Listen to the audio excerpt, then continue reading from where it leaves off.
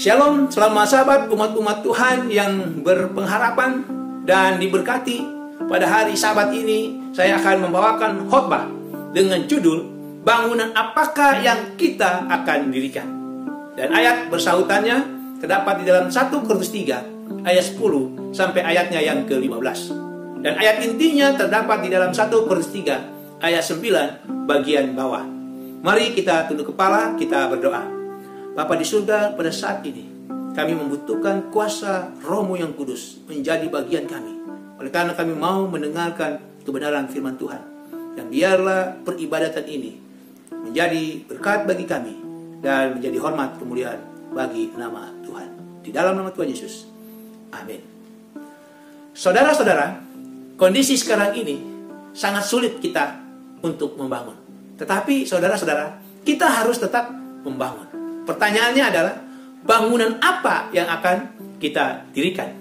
Saudara-saudara, mungkin pada saat kita pertama kali melihat sebuah bangunan, sebuah rumah yang terapung di atas air, kita akan bertanya-tanya, bagaimana bisa rumah itu, bangunan itu terapung di atas air? Begitu juga dengan saya pada saat pertama kali melihat sebuah bangunan, sebuah rumah pada saat itu yang saya lihat. Kok bisa terapung di atas air?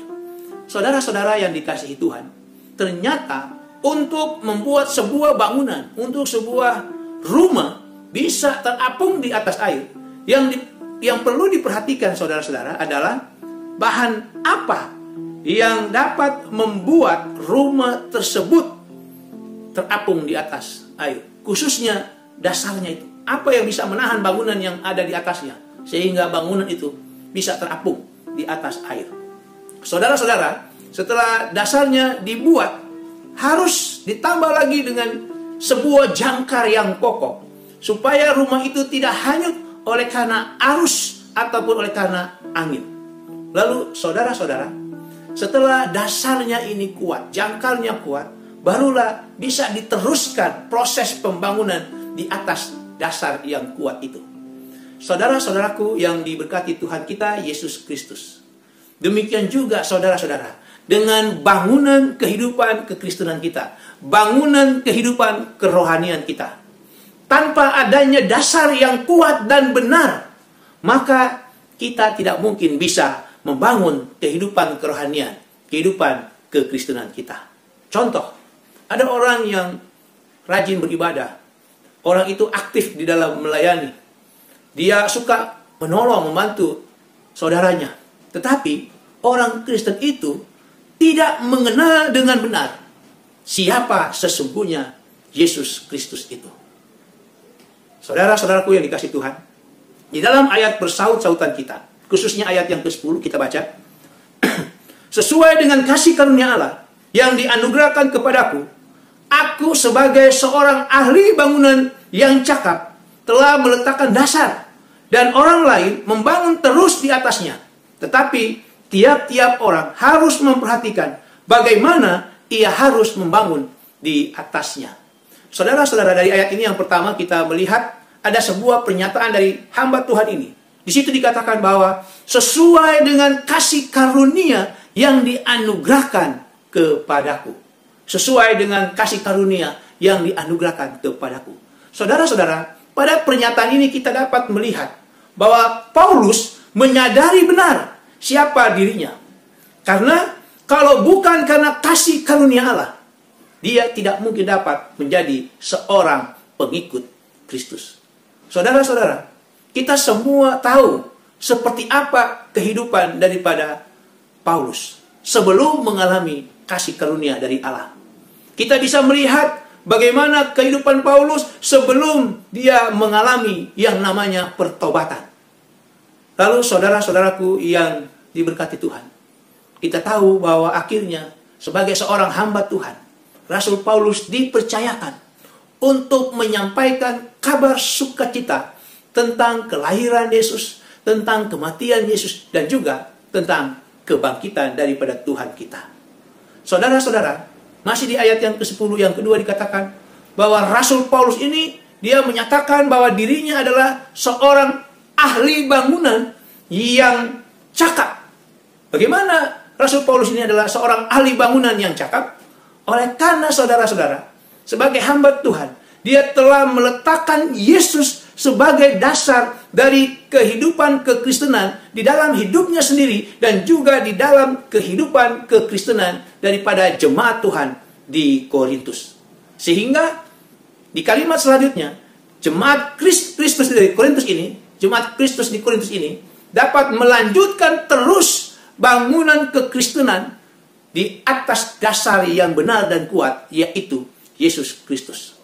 Saudara-saudara, kata membangun terus itu berarti sesuatu yang berkelanjutan, tidak berhenti. Namun saudara-saudara, di ayat 10 juga Rasul Paulus menasihati supaya ada hal-hal penting yang harus diperhatikan ketika jemaat Kristus di Korintus ini hendak membangun di atas dasar yang telah diletakkan. Saudara dan saya, jemaat Kristus sekarang ini pun harus memperhatikan bangunan yang kita akan dirikan ini. Di mana tiap-tiap jemaat harus memperhatikan bagaimana kita harus membangun di atas dasar yang kuat dan benar itu. Karena saudara-saudara, bangunan yang kita akan dirikan ini bukanlah bangunan yang sembarangan. Oleh karena itu, saudara-saudara, kita harus memperhatikan nasihat Tuhan yang ada atau melalui hamba Tuhan Rasul Paulus. Saudara-saudara, ketika kita menyaksikan bencana alam, entah itu tsunami, entah itu gempa bumi, entah itu tanah longsor, kita biasanya masih bisa melihat ada beberapa bangunan, ada beberapa rumah yang yang masih bisa berdiri, dan kalaupun dia mengalami kerusakan, tetapi tidak terlalu banyak kerusakan yang dialami oleh bangunan ataupun rumah itu. Dan kalau kita cermati, ternyata bangunan-bangunan tersebut itu dibangun di atas dasar yang kokoh, dan juga di atas dasar yang kokoh ini ada rangka-rangka yang kuat. Saudara-saudaraku yang dikasihi Tuhan, dasar yang telah diletakkan Paulus kepada kita, kepada jemaat Kristus di Korintus, yaitu Yesus Kristus, adalah dasar yang benar. Karena di ayat yang ke-11 dikatakan, karena tidak ada seorang pun yang dapat meletakkan dasar lain daripada dasar yang telah diletakkan, yaitu Yesus Kristus. Tidak ada seorang pun yang dapat mendasari sebuah kehidupan berjemaat, mendasari kehidupan seorang Kristen, selain dasar daripada Tuhan kita, Yesus Kristus. Saudara-saudara, kita telah memperoleh keselamatan karena kita telah menerima Yesus sebagai juru selamat pribadi kita. Itu berarti kita telah memiliki dasar yang kuat di dalam bangunan kehidupan kekristenan dan kerohanian kita. Tetapi yang menjadi pertanyaannya, setelah kita mempunyai dasar yang kuat, apakah kita akan berhenti membangun dengan memiliki dasar yang kuat dan benar itu? Karena saudara-saudara, kita sering mendengar pernyataan dari seorang Kristen. Dia katakan seperti ini, yang penting saya sudah percaya kepada Yesus. Untuk selanjutnya, tidak perlu dipikirkan. Saudara-saudara, apa jadinya kalau sebuah bangunan hanya ada dasarnya? Sebenarnya belum bisa disebut bangunan, karena baru dasarnya saja, baru fondernya saja. Karena tidak dilanjutkan pembangunan di atas daripada dasarnya. Pasti bangunan itu bukanlah bangunan yang ideal. Pasti bangunan itu bukanlah bangunan yang sempurna, hanya karena dasarnya saja. Ingat saudara-saudara, di ayat yang ke-10 tadi, di situ ada proses pembangunan yang akan terus dilanjutkan oleh jemaat. Lalu kalau kita baca di ayat yang ke-12, saudara-saudara, entahkah orang membangun di atas dasar ini dengan emas, perak, batu permata, kayu, rumput kering, atau jerami? Saudara-saudara, di ayat 12 ini kita bisa melihat perbedaan dasar daripada sebuah bangunan. Bagi ahli bangunan yang bijaksana, dia akan membangun di atas dasar daripada emas, perak, dan batu permata. Tetapi bagi orang yang mengaku ahli bangunan, hanya mengaku saja, dia akan membangun di atas dasar dari kayu, rumput kering, atau jerami. Mari kita lihat di ayat yang ke-13. Sekali kelak, pekerjaan masing-masing orang akan nampak, Karena hari Tuhan akan menyatakannya. Sebab ia akan nampak dengan api. Dan bagaimana pekerjaan masing-masing orang akan diuji oleh api. Saudara-saudara, di ayat ini dikatakan semua pekerjaan proses pembangunan tadi itu, semuanya itu akan nampak. Pekerjaan yang dibangun oleh ahli bangunan yang bijaksana, hasilnya akan kokoh dan tahan lama. Tetapi saudara-saudara, bangunan yang dibangun oleh orang yang mengaku saja sebagai ahli bangunan, dia akan bersifat sementara. Karena apa jadinya kayu, apa jadinya jerami, dan juga rumput kering kalau dibakar dengan api. Ketika hari Tuhan, ketika penghakiman itu tiba, yaitu pada saat kedatangan Yesus yang kedua kali, pekerjaan setiap orang akan nyata dalam sifatnya yang sebenarnya. Semua akan terbuka. Tidak ada yang tersembunyi di hadapan Tuhan. Saudara-saudaraku yang dikasihi Tuhan. Saudara-saudara, dalam kehidupan ini, terkadang, atau bolehlah kita katakan sering, kita menutupi atau menyembunyikan hal-hal kebenaran. Kita suka berkata bohong. Atau kita suka memutar balikan kebenaran. Saudara-saudara, perlu kita sadari bahwa di depan manusia kita bisa bersandiwara. Kita bisa menutup-nutupi hal-hal yang salah. Namun ingat saudara-saudaraku, jika hari Tuhan itu datang, maka semua akan disingkapkan. Tidak ada satupun yang tersembunyi. Ayat 13 mengatakan tadi, ketika hari penghakiman itu datang, maka pekerjaan pembangunan kehidupan kerohanian kita, kehidupan kekristenan kita ini akan diuji oleh api. Dan di ayat yang ke-14, jika pekerjaan yang dibangun seseorang tahan uji, ia akan mendapat upah. Tetapi di ayat yang ke-15, jika pekerjaannya terbakar, ia akan menderita kerugian. Tetapi ia sendiri akan diselamatkan, tetapi seperti dalam api. Saudara-saudara, ayat 14 dan 15 sudah menyatakan dengan jelas. Bagi orang yang membangun kehidupan kerohaniannya, kehidupan kekristenannya dengan baik, dia akan bertahan. Tapi kalau tidak membangun bangunan kerohanian ataupun kekristenannya tidak benar, dia akan binasa. Walaupun memang saudara-saudara di ayat 15 bagian bawah ini dikatakan, ada kalimat di situ, tetapi ia sendiri akan diselamatkan, tetapi seperti dalam api. Saudara-saudara, jangan salah kita mengartikan kalimat ini. Bukan berarti bahwa orang yang membangun kehidupan kerohanian mereka dengan dasar yang tidak benar, tidak kuat, bahwa mereka akan diselamatkan. Mengapa? Karena apalah artinya kayu, apalah artinya rumput kering, dan juga jerami, kalau sudah terbakar dalam api, baru diangkat. Sudah tidak ada gunanya, saudara-saudara. Itu sia-sia. Saudara-saudara, ketika hari penghakiman itu datang, maka pekerjaan tiap-tiap orang akan nampak. Dasar penilaiannya tentu bukan dari segi kuantitas atau jumlah, tetapi dari segi kualitas bangunan kerohanian kita, kualitas daripada bangunan kekristenan kita. Saudara-saudara, ketika kita membangun di atas dasar yang benar, itu juga bukan berarti bahwa kita tidak akan ada lagi masalah. Tetapi pada kenyataannya akan ada banyak rintangan dan tantangan. Saudara-saudara, ketika kita sedang membangun di atas dasar yang benar, pasti ada orang-orang yang tidak senang.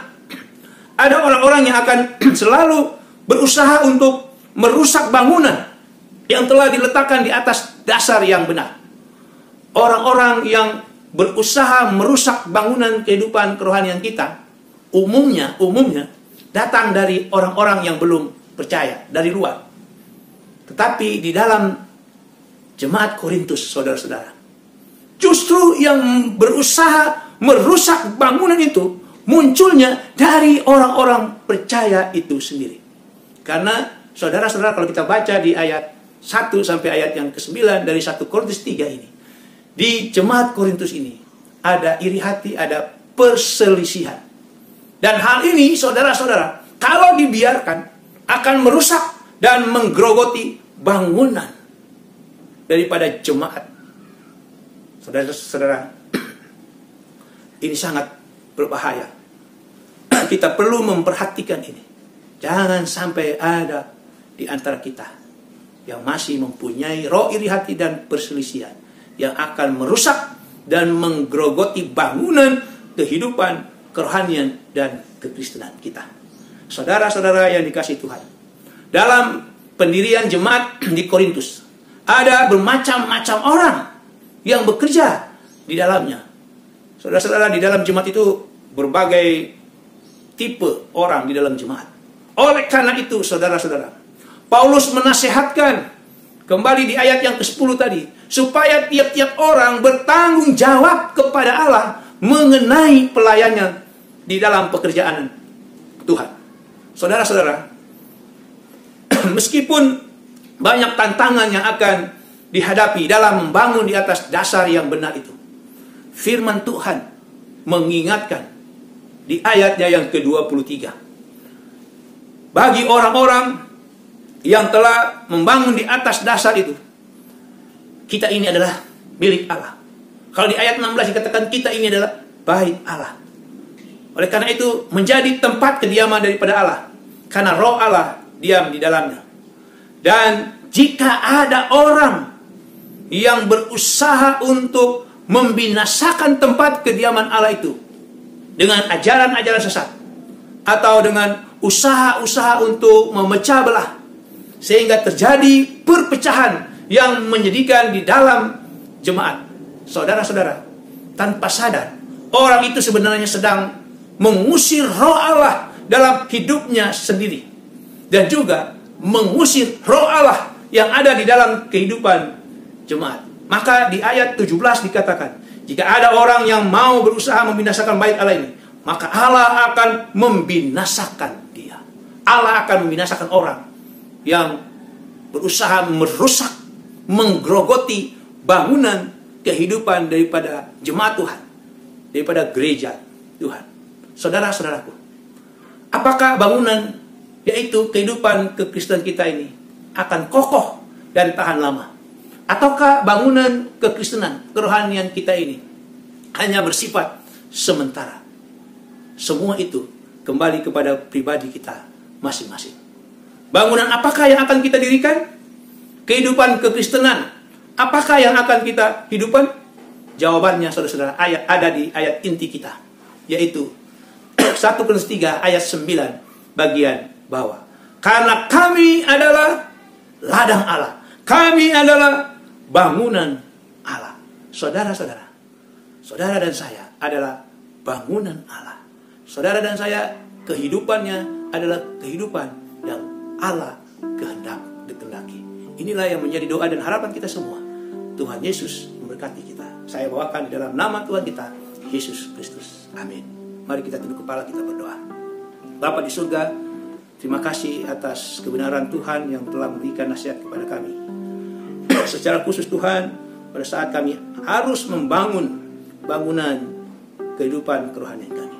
Oleh karena itu Tuhan, kami sekali lagi mengharapkan tuntunan daripada kuasa Roh yang Kudus, sehingga kehidupan kami boleh sesuai dengan apa yang Tuhan kehendaki. Dan biarlah Tuhan, Engkau boleh menjadi ahli bangunan bagi kehidupan kerohanian kami. Inilah seluruh kami Bapa, di dalam nama Tuhan Yesus. Amin.